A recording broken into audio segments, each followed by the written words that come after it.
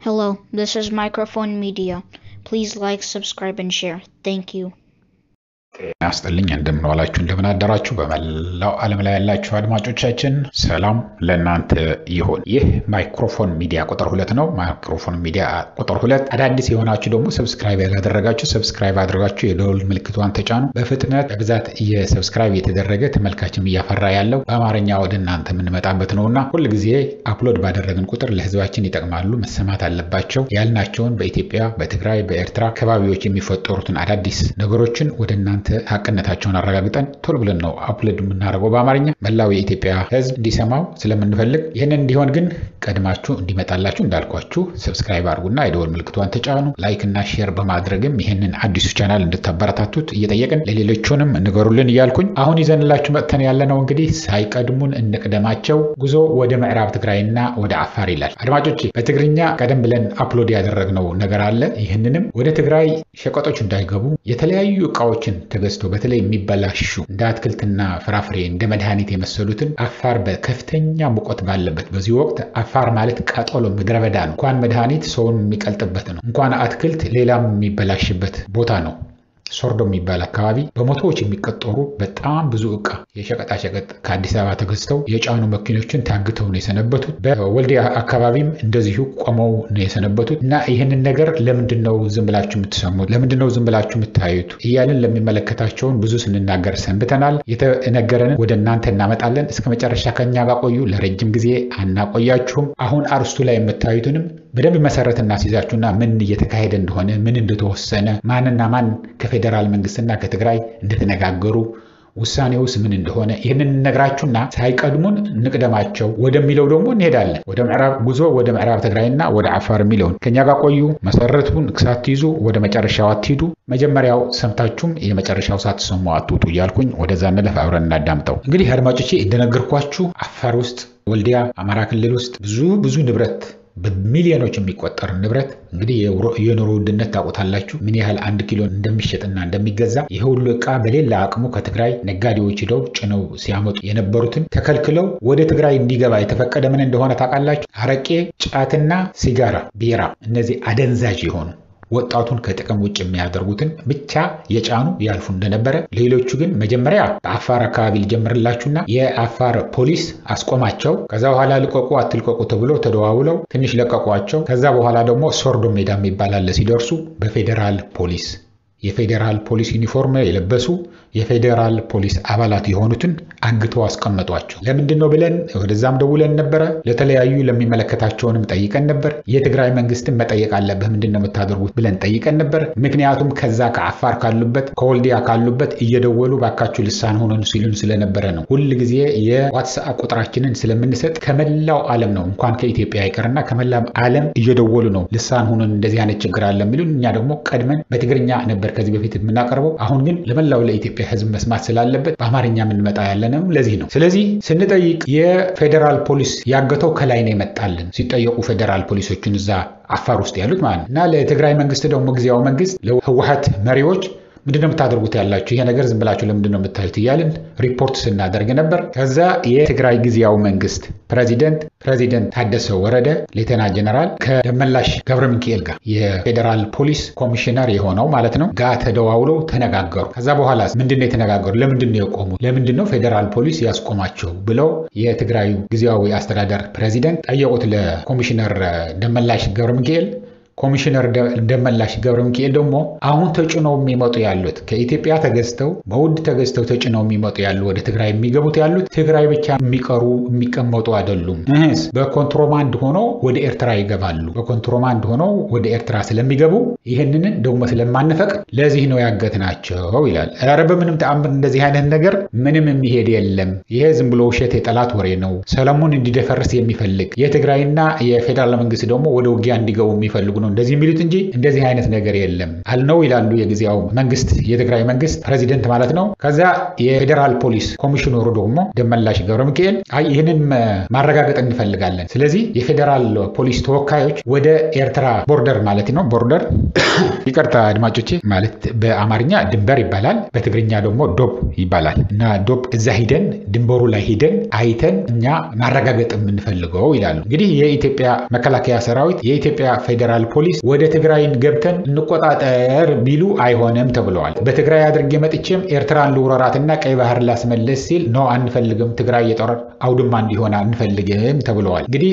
እንደምታውቁት የትግራይ ሰራዊትና የፌደራል መንግስቱ የጦር ማቆም ስምምነት ነው አድርገው ያሉት እንጂ ጦርነቱ አላለቀም። ተኩስ ነው የቆመው እንጂ ሰራዊቱ የትግራይ ሰራዊት እንዳለ አለ። ቦርደሩን ዳር ድንበሩን የትግራይና የኤርትራ የሚያስከብሩ በአንድ በኩል የኤርትራ ሰራዊት አለ፣ በትግራይ በኩል ደግሞ የትግራይ ሰራዊት አለ። ስለዚህ ተስማምተው ያኛውም ድንበሩ ላይ ያኛውም ድንበሩ ላይ ሆኖ እየተጠበቀ ነው ያለው። በዛ በኩል ምንም የተፈጠረ ምንም አዲስ ነገር የለም። ተኩስ ይከፍታሉ ይዋጋሉ ምናምን የሚል ታስቦ ነበር፣ አልሆነም። ስለዚህ አሁን በዚህ አማሃኝቶ የኢትዮጵያ ፌደራል መንግስት ምንድነው እኛ የመጣልንን መልእክት የተነገረንን ሐቁ አሁን የኢትዮጵያ መከላከያ ሰራዊት ይግባ ቢባል አይሆንም ሊሉ ነው። ፌደራል ፖሊስ እንደዚህ አርጋችሁ ታጉቱና ልቀቁ ሲሉ ወደ ኤርትራ ልትልኩት ነው ብለን እኛ እንናገራለን። ከዛ በኋላ አይ አንልክም ማለታቸው አይቀርም። መምጥተን ግን ማረጋገጥ አለብን። እዛ የሚከታተል ደግሞ የሆነ ሰራዊት መቀመጥ አለበት፣ የኢትዮጵያ ፌደራል ፖሊስ መቀመጥ አለበት እንላለን። ከዛ በኋላ እርስ በርሱ ፌደራል ፖሊስም ቢሆን እርስ በርሱ ተጋድሎ እርስ በርስ ተኩስ ከፍቶ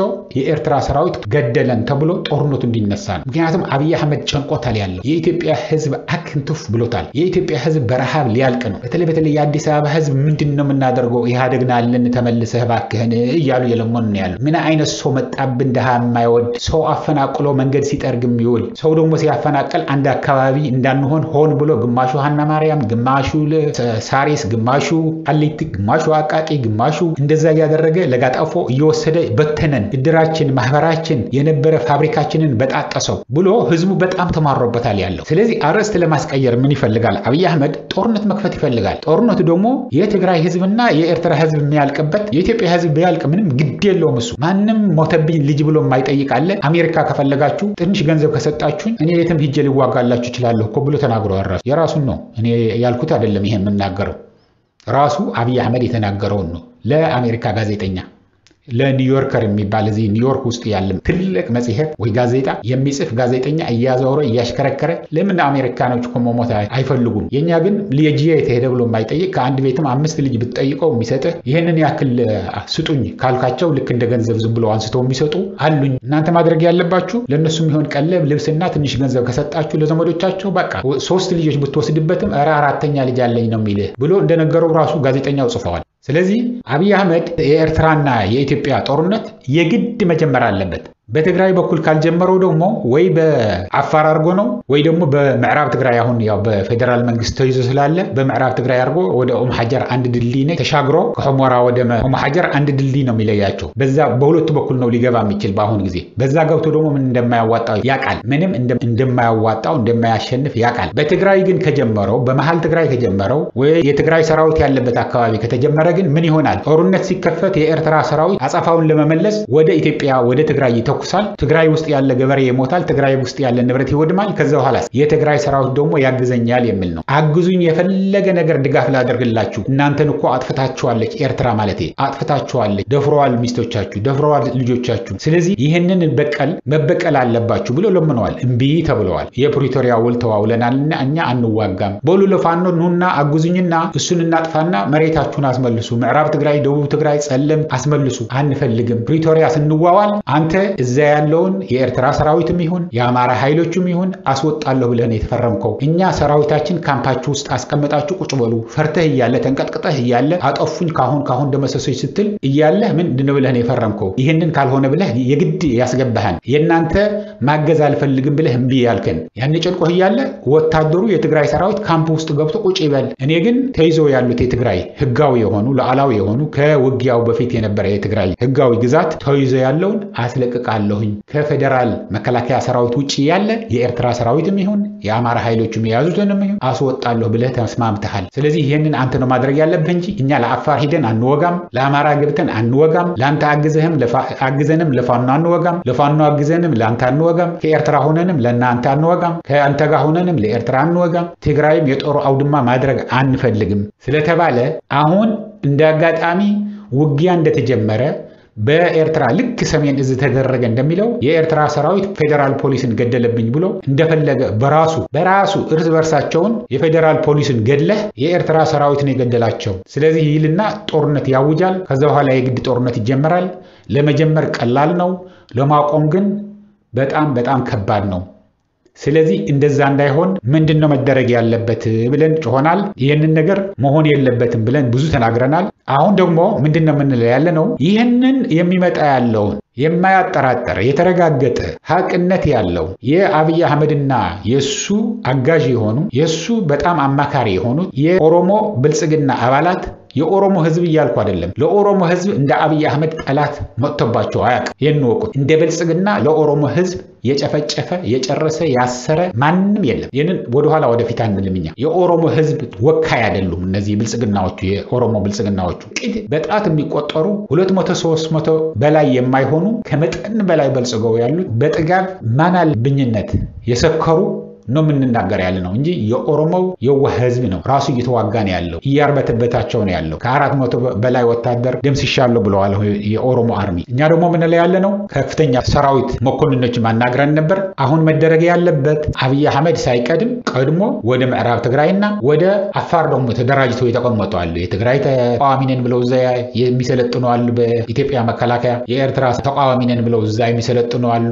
ከኤርትራ መጥተው እዛ አፋር ውስጥ ያሉ አሉ። የመከላከያ ሰራዊት አለ። ኦፕሬሽን አድርገህ የሚደረገውን ማድረግ ነው። ለመናገር ፋኖም ጥሩ አስተሳሰብ ይዞ በቃ ከአብይ አህመድ የበለጠ ጠላት የለንም ብሎ ተባብሮ መግፋት ነው። የኦሮሞ ነጻነት አርሚም እንደዚሁ። ምክንያቱም ለኢትዮጵያ ህዝብ እንደ አብይ አህመድ ጠላት መጥቶበት አያውቅም። አብይ አህመድን የመሰለ ህዝብ ድሃን የማይወድ የሰው ልጅ ሲሞት ምንም ነገር የማይሰማው እንደዚህ አይነት ሰው ታይቶ አይታወቅም። እና አሁንም ለአዲስ ጦርነት እየተዘጋጁ ስለሆነ አድማጮች ይሄንን ነገር መደረግ አለበት ነው የሚሉኝ ያሉ የውጭ የሚሊተሪ ባለሙያዎችም ይሁን የሀገር ውስጥ የሚሊተሪ ባለሙያዎችንም ይሁን አነጋግረን ነበረ።